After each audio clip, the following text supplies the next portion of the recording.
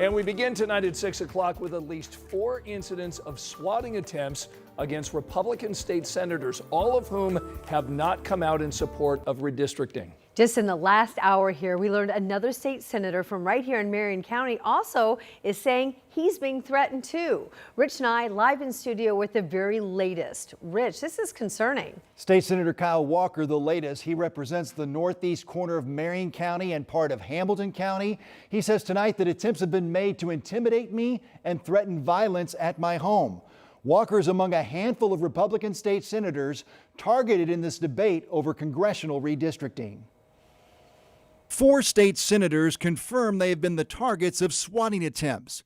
Greg Good of Terre Haute, Dan Darnell of Highland, Rick Niemeyer from Lowell, and Spencer Deery of West Lafayette. Swatting is very simply when somebody who, whatever their motivation happens to be, phones in, emails in, texts in an emergency call to a targeted location with the hope that a large police presence will show up.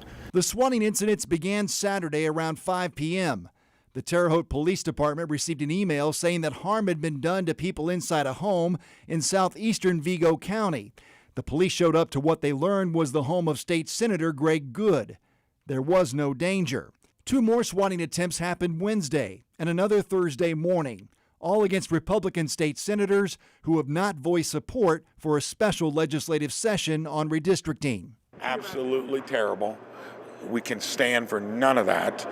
This is about a political discussion that can't have any of that. All I'm saying is, Governor, leader of the state, stop it. Republican Governor Mike Braun wants the Senate to come to the State House next month to vote on redistricting.